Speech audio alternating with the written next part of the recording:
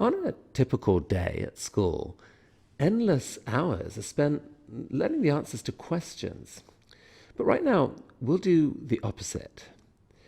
We're going to focus on questions where you can't learn the answers because they're unknown. I used to puzzle about a lot of things as a boy. For example, what would it feel like to be a dog?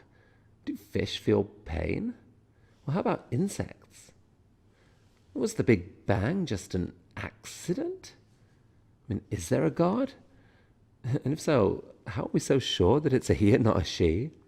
And why do so many innocent people and animals suffer terrible things? Is there really a plan for my life? Is the future yet to be written? Or is it already written and we just can't see it? But then, do I have free will? I mean, who am I anyway? Am I just a biological machine? But then, why am I conscious? What is consciousness? Will robots become conscious one day? I mean, I kind of assumed that someday I would be told the answers to all these questions. I mean, someone must know, right? Guess what? No one knows. Most of those questions puzzle me more now than ever. But diving into them is exciting because it takes you to the edge of knowledge and you never know what you'll find there. So, two questions that no one on earth knows the answer to.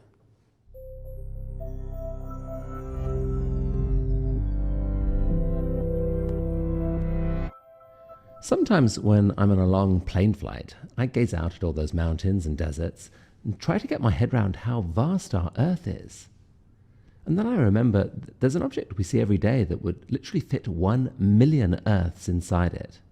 The sun seems impossibly big, but in the great scheme of things, it's a pinprick, one of about 400 billion stars in the Milky Way galaxy, which you can see on a clear night as a pale white mist stretched across the sky. And it gets worse, there are maybe 100 billion galaxies detectable by our telescopes. So if each star was the size of a single grain of sand, just the Milky Way has enough stars to fill a 30-foot by 30-foot stretch of beach, 3 feet deep with sand. And the entire Earth doesn't have enough beaches to represent the stars in the overall universe. Well, such a beach would continue for literally hundreds of millions of miles. Holy Stephen Hawking, that is a lot of stars. But he and other physicists now believe in a reality that is unimaginably bigger still. I mean, first of all, the 100 billion galaxies within range of our telescopes are probably a minuscule fraction of the total. Space itself is expanding at an accelerating pace. The vast majority of the galaxies are separating from us so fast that light from them may never reach us. Still, our physical reality here on Earth is intimately connected to those distant invisible galaxies. We could think of them as part of our universe. They make up a single giant edifice, obeying the same physical laws and all made from the same types of atoms, electrons, protons, quarks, neutrinos that make up you and me. However, recent theories in physics, including one called string theory, are now telling us there could be countless other universes built on different types of particles with different properties obeying different laws. Most of these universes could never support life and might flash in and out of existence in a nanosecond. But nonetheless, combined, they make up a vast multiverse of possible universes in up to 11 dimensions, featuring wonders beyond our wildest imagination. Now, the leading version of string theory predicts a multiverse made up of 10 to the 500 universes. It's a 1 followed by 500 zeros.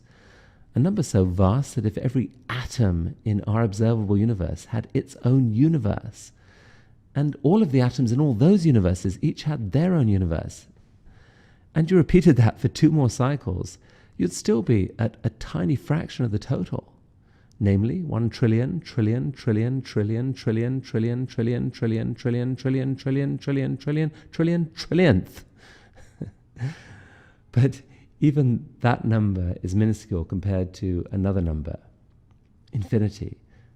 Some physicists think the space-time continuum is literally infinite and that it contains an infinite number of so-called pocket universes with varying properties.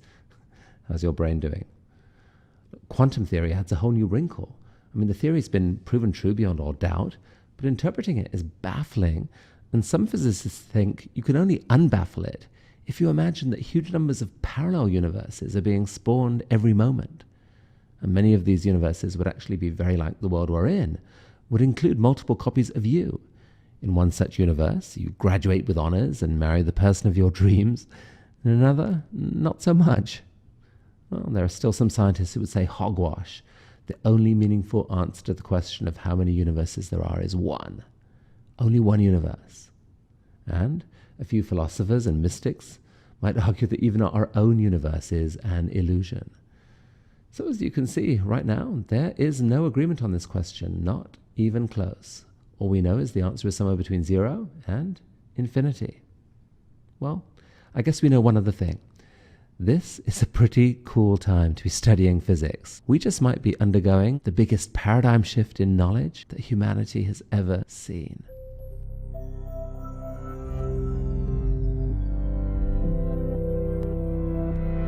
Somewhere out there in that vast universe, there must surely be countless other planets teeming with life.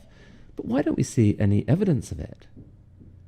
Well, this is the famous question asked by Enrico Fermi in 1950. Where is everybody? Conspiracy theorists claim that UFOs are visiting all the time and the reports are just being covered up. But honestly, they aren't very convincing. But that leaves a real riddle. In the past year, the Kepler Space Observatory has found hundreds of planets just around nearby stars. And if you extrapolate that data, it looks like there could be 500 billion planets just in our own galaxy. If only 1 in 10,000 has conditions that might support a form of life, that's still 50 million possible life-harboring planets right here in the Milky Way. So here's the riddle. Our Earth didn't form until about 9 billion years after the Big Bang. Countless other planets in our galaxy should have formed earlier and given life a chance to get underway billions, or certainly many millions of years earlier than happened on Earth. If just a few of them had spawned intelligent life and started creating technologies, those technologies would have had millions of years to grow in complexity and power. On Earth, we've seen how dramatically technology can accelerate in just 100 years.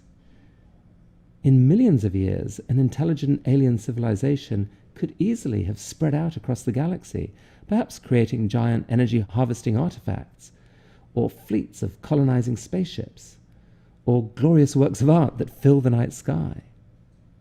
At the very least, you'd think they'd be revealing their presence, deliberately or otherwise, through electromagnetic signals of one kind or another. And yet we see no convincing evidence of any of it. Why? Well, there are numerous possible answers, some of them quite dark. Maybe a single superintelligent civilization has indeed taken over the galaxy and has imposed strict radio silence because it's paranoid of any potential competitors. It's just sitting there ready to obliterate anything that becomes a threat. Or maybe they're not that intelligent. Or perhaps the evolution of an intelligence capable of creating sophisticated technology is far rarer than we've assumed. After all, it's only happened once on Earth in 4 billion years. Maybe even that was incredibly lucky. Maybe we are the first such civilization in our galaxy. Or perhaps civilization carries with it the seeds of its own destruction through the inability to control the technologies it creates. But there are numerous more hopeful answers. I mean, for a start, we're not looking that hard, and we're spending a pitiful amount of money on it. Only a tiny fraction of the stars in our galaxy have really been looked at closely for signs of interesting signals. And perhaps we're not looking the right way. And maybe as civilizations develop, they quickly discover communication technologies far more sophisticated and useful than electromagnetic waves. Maybe all the action takes place inside the mysterious, recently discovered dark matter or dark energy that appear to account for most of the universe's mass. Or maybe we're looking at the wrong scale. Perhaps intelligent civilizations come to realize that life is ultimately just complex patterns of information interacting with each other in a beautiful way, and that can happen more efficiently at a small scale. So just as on Earth, clunky stereo systems have shrunk to beautiful tiny iPods, maybe intelligent life itself, in order to reduce its footprint on the environment, has turned itself microscopic, So the solar system might be teeming with aliens and we're just not noticing them. Maybe the very ideas in our heads are a form of alien life. Well, okay, that's a crazy thought. The aliens made me say it. But it is cool that ideas do seem to have a life all of their own, and that they outlive their creators. Maybe biological life is just a passing phase. Well, within the next 15 years, we could start seeing real spectroscopic information from promising nearby planets that will reveal just how life-friendly they might be. And meanwhile, SETI, the search for extraterrestrial intelligence, is now releasing its data to the public so that millions of citizen scientists, maybe including you, can bring the power of the crowd to join the search. And here on Earth, amazing experiments are being done to try to create life from scratch, life that might be very different from the DNA forms we know. All of this will help us understand whether the universe is teeming with life, or whether indeed it's just us.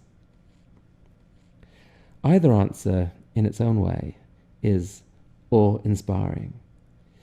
Because even if we are alone, the fact that we think and dream and ask these questions might yet turn out to be one of the most important facts about the universe. And I have one more piece of good news for you.